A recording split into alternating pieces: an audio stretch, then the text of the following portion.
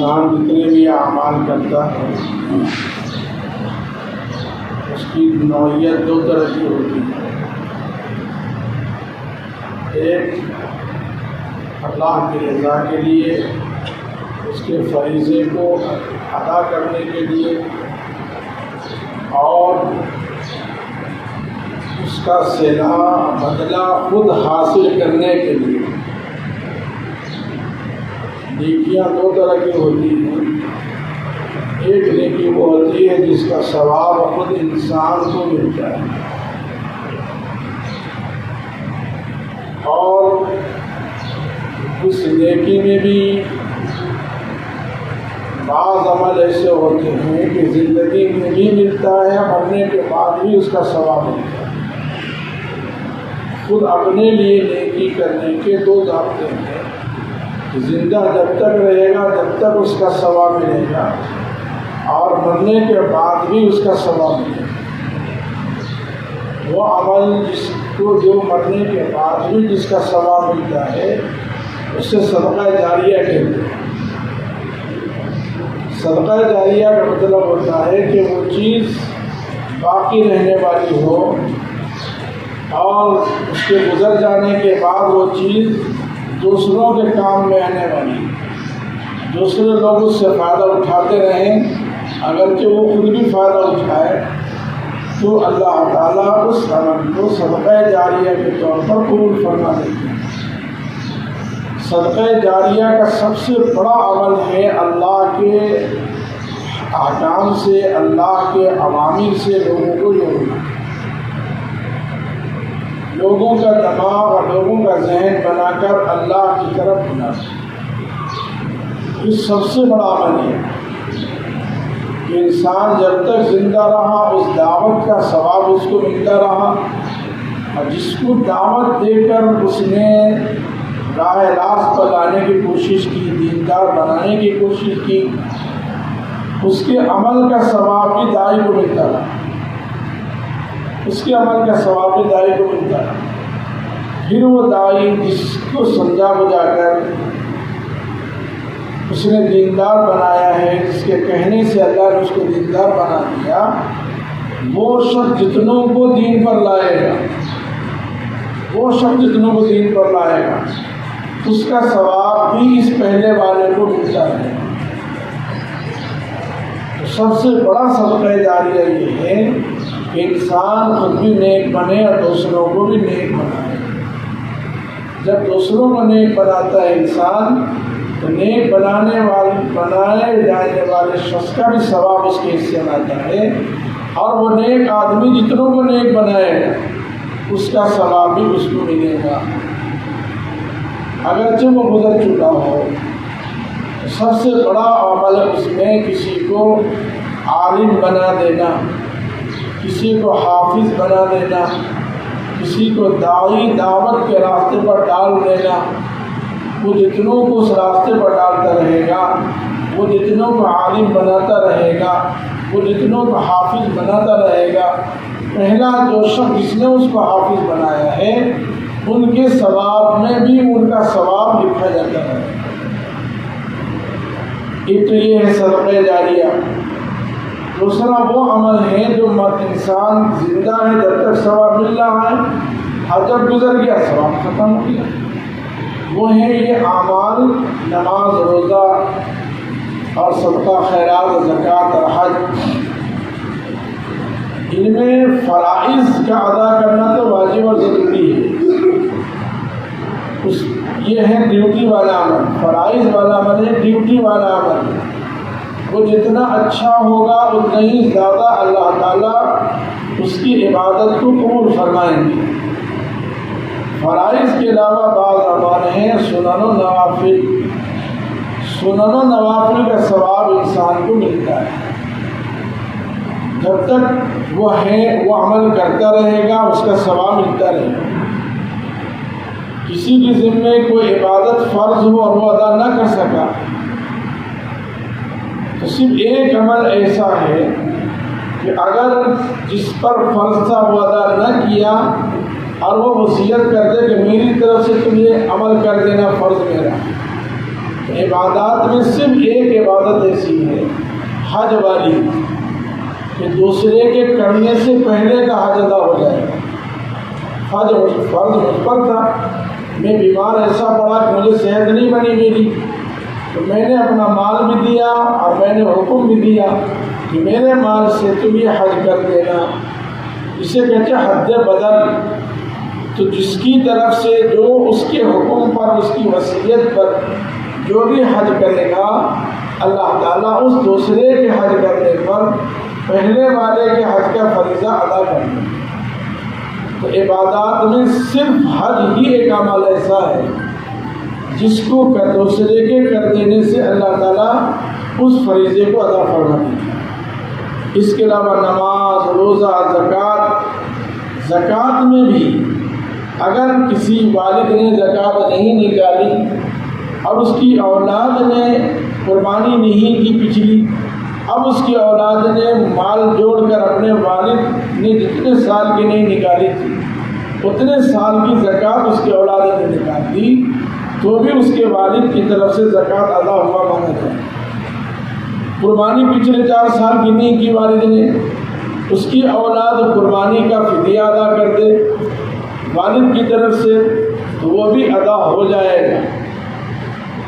لیکن نماز، روزہ یہ ایسا عمل ہے کہ زندگی میں خود کیا تو ہوگا اور نہیں کیا تو نہیں ہوگا۔ اب اس کا دوسرا بدل ہے کہ جس کے ذمہ کوئی نماز فرض رہی ہو اور اس نے ادا نہ کی ہو، تو اب وہ وصیت کر جائے کہ میرے مرنے کے بعد اتنی نمازیں میری قضا ہیں، اس کا تم فدیہ ادا کر دیں، اتنے روزے قضا تھے، اس کا تم فدیہ ادا کر دیں۔ روزے کے بدلے روزہ تو نہیں رکھ سکتے، نماز کے بدلے نماز تو نہیں پڑھ سکتے، لیکن اس کا فدیہ ادا کر دینے پر اس کے وارثین کی جانب سے اس کی قضا شدہ نماز کو اللہ ادا مان لیں گے، اس کی قضا شدہ نماز کو اللہ ادا مان لیں گے، قضا شدہ روزے کو اللہ تعالیٰ ادا مان لیں گے۔ ایک نماز کا فدیہ وہی ہے جو ایک فطرے کی رقم کا فدیہ، یعنی 2 کلو گیہوں، 2 سیر گیہوں یا 60 روپے، تو ایک دن میں 5 وقت کی نماز فرض ہے، تو 60 120 اور یعنی 240، اور وتر بھی فرض میں گنا جائے گا، تو 300 روپے ادا کرنے سے ایک دن کی نماز کا فدیہ ادا ہو جائے گا۔ اگر آج کی حالت میں کوئی بیٹا اپنے باپ مرے ہوئے کا نماز کا فدیہ ادا کرنا چاہے تو فدیہ میں ایک فطرے والی رقم ہے، کسی کے روزے رہ گئے تو روزہ بھی ایک روزے کے بدلے میں ایک فطرے کی رقم ہے، 30 روزے کے بدلے میں 30 فطرے کی رقم ادا کر دیں تو فدیہ میں وہ ادا ہو جائے گی۔ یہ تو ہوا کسی کے وصیت پر کسی کے فرض عبادت کا بدل ادا کرنے کا مسئلہ۔ دوسرا ہے کسی نے وصیت نہیں کی لیکن ہم اپنی طرف سے ان کو ثواب بخشنا چاہتے ہیں، تو جتنی نفلی عبادات ہیں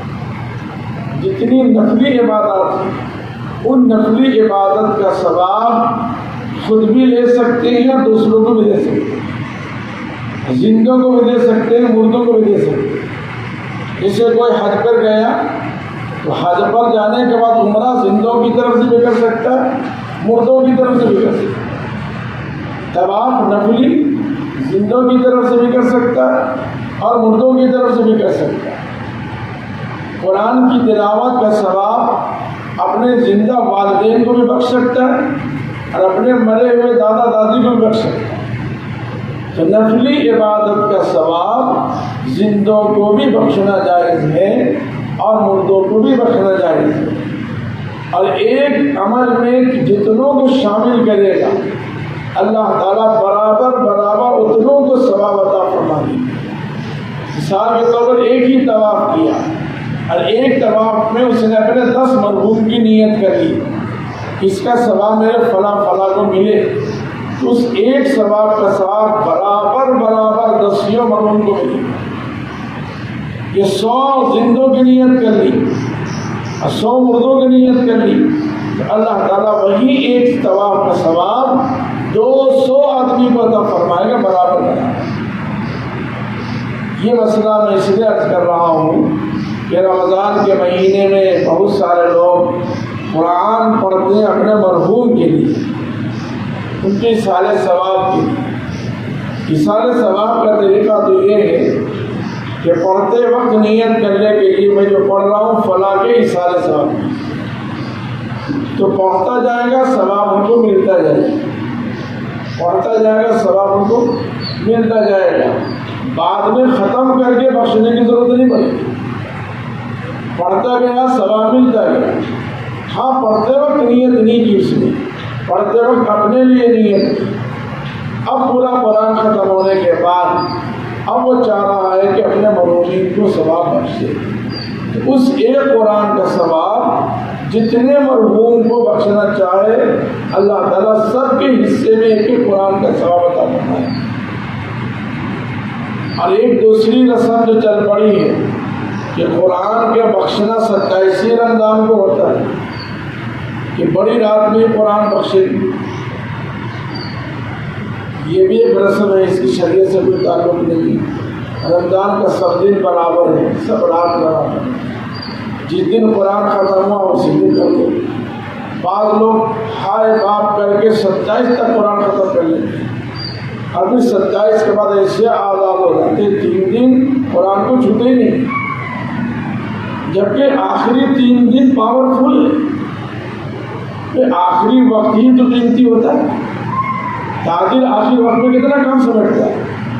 کسی کے گھر میں شادی کے 2 دن تک ہے تو 2 دن میں 2 ہفتے کا کام سمجھ لیتا ہے انسان. رمضان کے جو بقیہ 3 دن رہ گئے یہ خاص برکت کے دن ہیں. امت کے اندر معاشرے میں ہمارے 27ویں رمضان کے بعد شب قدر کے بعد رمضان کی حیثیت ہی ختم کر دیتے ہیں. مسجد بھی خالی ہو جاتی، نمازیں بھی خالی ہو جاتی اور قرآن بھی کوئی نہیں پڑھتا. بس روزہ کسی طرح دل مار کے رکھ لیتا ہے کہ عید تک روزہ رکھیں گے. یہ غلط ہے.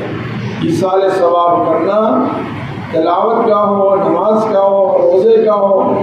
نفلی روزہ ثواب بھی مردوں کو بخش سکتے ہیں، نفلی نماز کا ثواب بھی مردوں کو بخش سکتے ہیں، زندوں کو بخش سکتے ہیں. نیت کر لینی چاہیے اللہ میری نفلی عبادت کا ثواب میرے والدین کو ملے، اگرچہ ماں باپ زندہ مل کر ان کو بھی ثواب ملے گا. ہمارے نزدیک سب عمل کا ثواب بخشنا مرحوم کو جائز ہے. اس میں صرف غیر مقلد کا اختلاف ہو سکتا ہے. غیر مقلد قولی اور عملی عبادت کا ثواب نہیں مانتے کہ نماز کا ثواب نہیں ملے گا، روزے کا نہیں ملے گا، اور خاص طور سے قرآن کا ثواب تو ہوتا ہی نہیں. یہ ان کی بدعقیدگی ہے. اس کا کیا جواب دیا جائے؟ جب قرآن پڑھنے میں ہم کو ثواب ملے گا تو ہم جس کو بخشیں گے ان کو ملے. حضور صلی اللہ علیہ وسلم گزر گئے، اللہ کے پاس چلے گئے، لیکن حضور نے کہا لوگوں میرے لیے اذان کے بعد خاص طور سے دعا کریں. حضور نے اپنی امت سے کہا اذان کے بعد میرے لیے خاص سے دعا کرنا کہ اللہ میرا مقام بلند کرے. تو وہ دعا حضور نے خاص پیٹنٹ امت کے لیے، اللهم رب هذه الدعوة التامة والصلاة القائمة وآت محمد الوسيلة والفضيلة وابعثه مقاما محمودا لله. اے اللہ ہمارے نبی علیہ السلام کو مقام محمود عطا کر. امت جو بھی درود پڑھ رہی ہے اس کا ثواب حضور کو مل رہا ہے. جس طرح حضور کو مل رہا ہے اسی طرح ہم جس عمل کا ثواب اپنے دیگر رشتے دار کو بخشیں نہیں ملے گا. لیکن غیر مقلد اس میں وہ لائن سے ہٹے ہوئے ہیں، وہ قولی عبادت کو وزن نہیں دیتے، اس کا ثواب نہیں مانتے، اور خاص طور سے وہ قرآن کا ثواب، ذکر کا ثواب، درود کا ثواب وہ سمجھتے ہیں کہ اپنوں کو ملتا دوسروں کو نہیں ملتا. جب ہم کو ملنا ہے تو ہم اپنے قولی عملی عبادت کا ثواب ہم دوسروں کو دے سکتے ہیں. اللہ علیہ وسلم جب معراج میں تشریف لے گئے تو اللہ کی خدمت میں حضور نے تینوں عبادت کا نذرانہ پیش کیا. التحیات للہ والصلوات والطیبات. اے اللہ آپ کی بارگاہ میں میری قولی عبادت, میری عملی عبادت اور میری مالی عبادت کا نذرانہ پیش ہو.